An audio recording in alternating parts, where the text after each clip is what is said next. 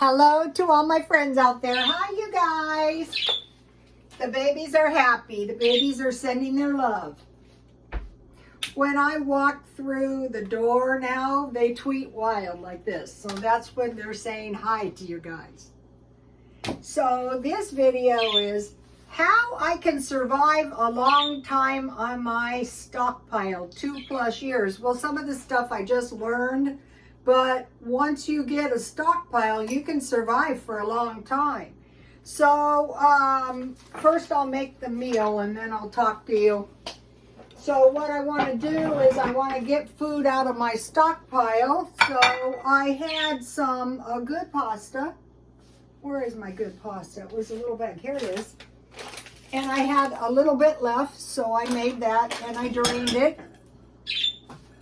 So yesterday I ate the entire chicken pot pie, and I was really kind of surprised that I did because, you know, it was a pretty big pie. So I'll make a little like moat in my pasta, and I want to put some homemade butter. This is one of the things I started doing. So this is kind of a cheap dinner. So the butter is going to add a little good dairy to my food. Not too much, just a little bit.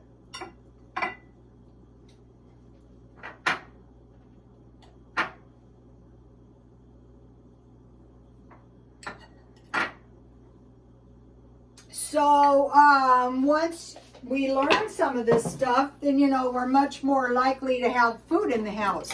So I was trying to find the good pasta like I got at the food pantry, but I found this one and it does smell really good. Here it is. I added a little water and I just heated it hot. And you can use any kind, you know, whatever kind you have. Okay, so now let's see. I want to put a little, this is nice. If you can get your hands on this. Fine salt. You don't have to put salt on it if you don't want to. So this is more than enough food for 2 meals. And so it's also like an Italian meal. And this pasta came with a flip top, so that's kind of good. So then I have this Parmesan cheese, which gives you a little dairy.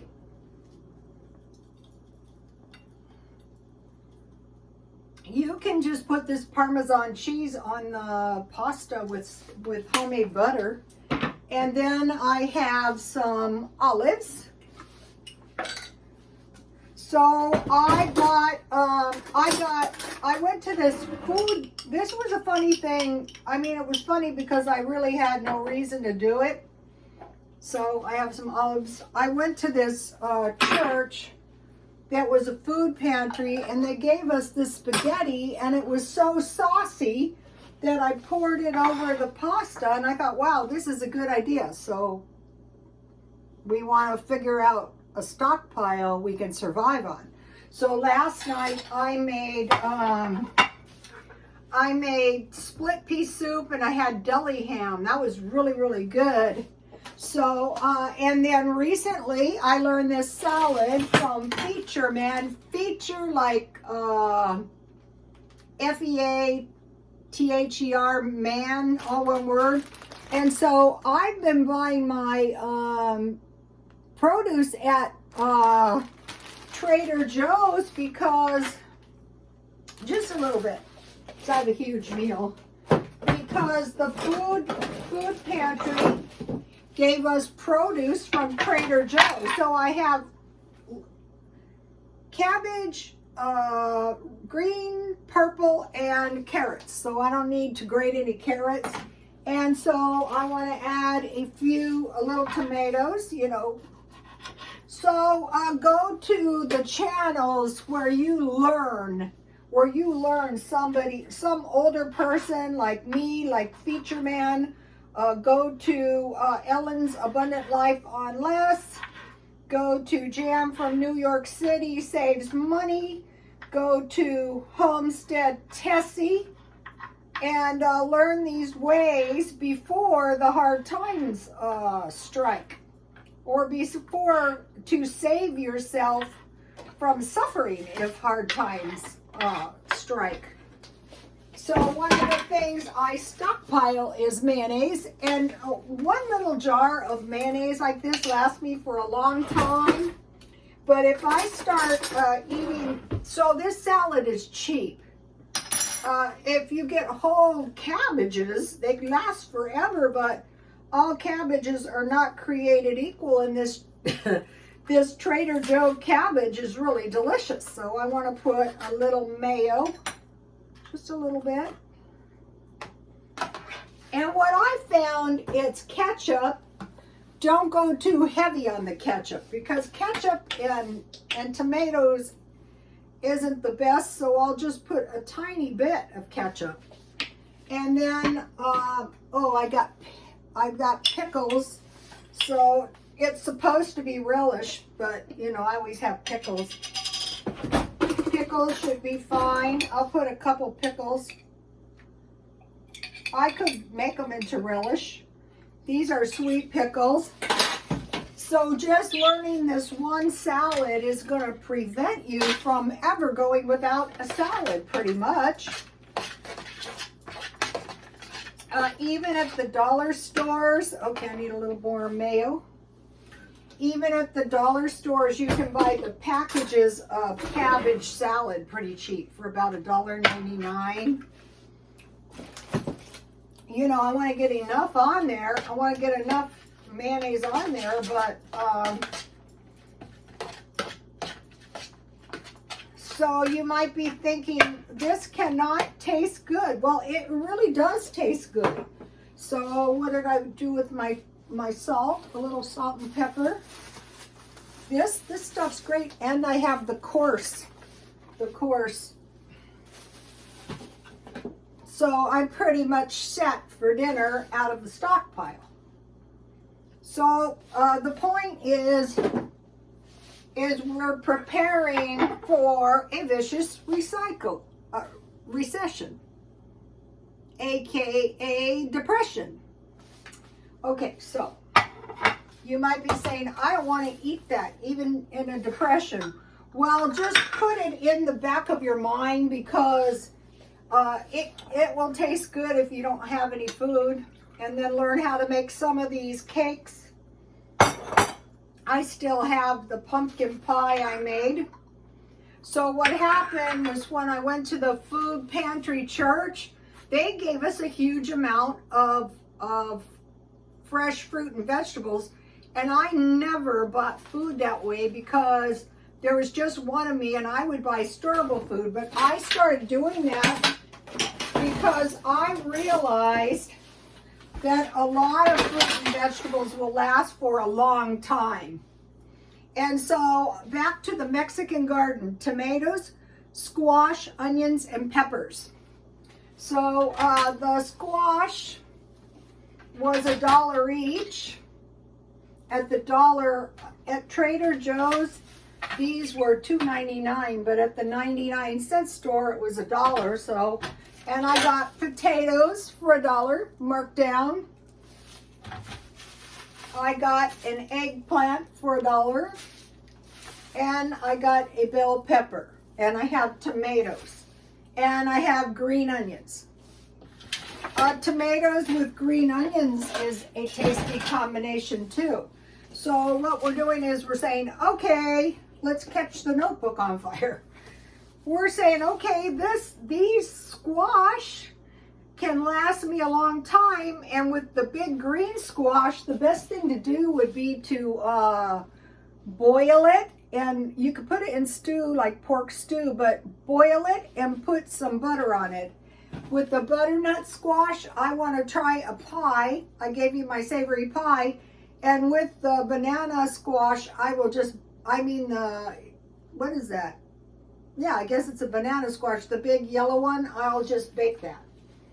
So these root foods, like the potatoes, will last a long time.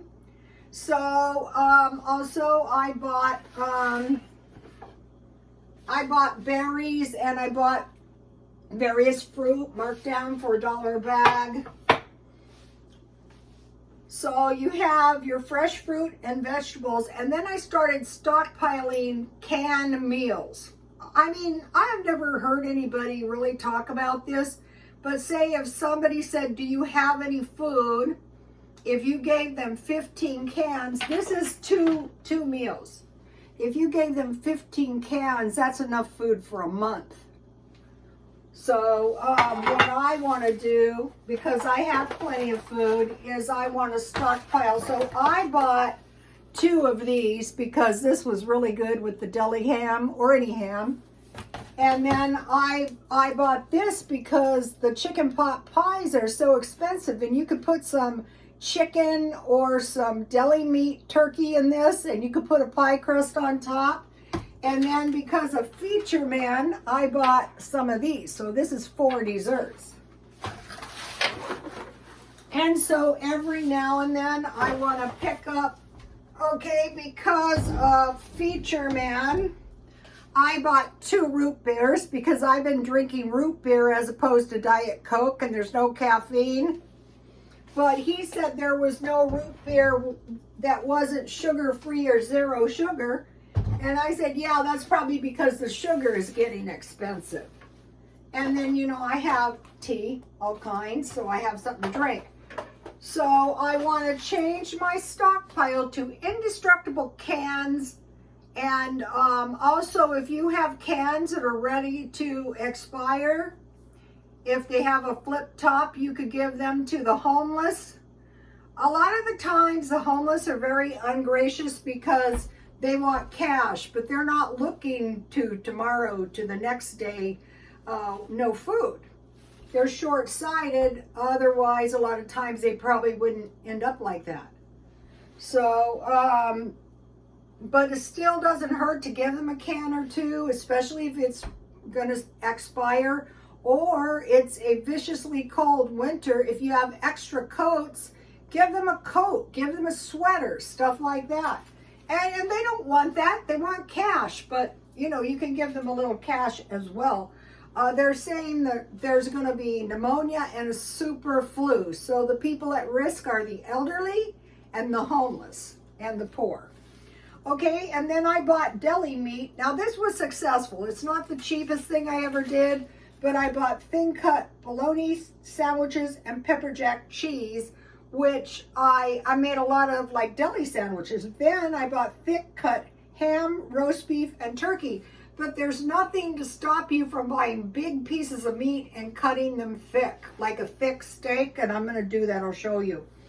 Okay, and I've been canning applesauce, fruit jam, making butter, which also generates milk, and all of this stuff can be either canned or frozen, so you're not gonna be running out of fruit.